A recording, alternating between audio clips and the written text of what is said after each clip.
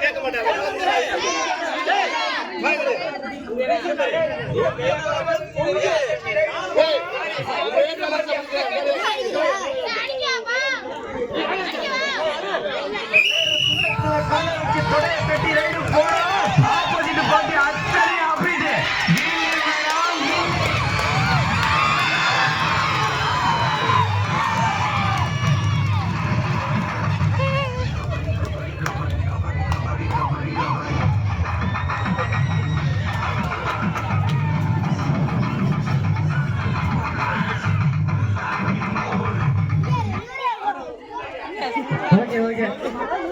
இளைஞர்கள் வெற்றி பெற்று விட்டார்கள்.